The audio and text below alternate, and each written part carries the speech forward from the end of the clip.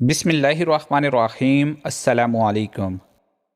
شیخ الادیب حضرت مولانا عزا علی صاحب رحمۃ اللہ علیہ تحریر فرماتے ہیں، حضرت لقمان کو ان کے آقا نے فروخت کرنا چاہا تو انہوں نے آقا سے کہا کہ آپ پر میرا کچھ بنتا ہے، اس لیے میری گزارش ہے کہ آپ مجھے اس کے ہاتھوں فروخت کر جسے میں پسند کروں۔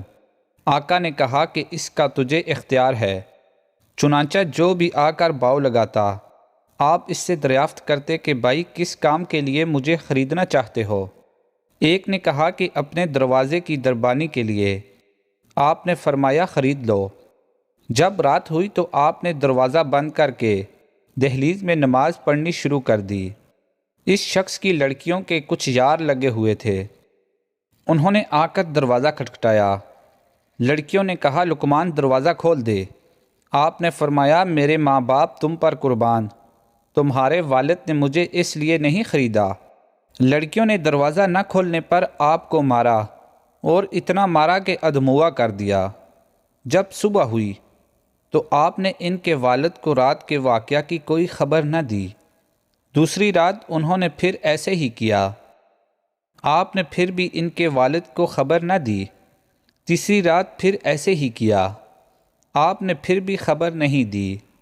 تو وہ لڑکیاں آپس میں کہنے لگیں، اللہ نے اس حبشی غلام کو اس خیر کے متعلق ہم سے بہتر نہیں بنایا۔ راوی کا کہنا ہے کہ وہ دو لڑکیاں ایسی نیک و پارسا ہوئیں کہ بنی اسرائیل میں ان سے بہتر کوئی لڑکی نہ تھی۔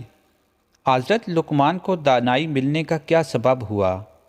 حضرت عمرو بن قیس رحمۃ اللہ علیہ فرماتے ہیں، حضرت لقمان ایک روز ایک مجلس میں لوگوں کو حکمت و دانائی کی باتیں سنا رہے تھے کہ ایک شخص آیا اور کہنے لگا کیا تم وہی نہیں ہو جو میرے ساتھ فلاں جنگل میں بکریاں چرایا کرتے تھے؟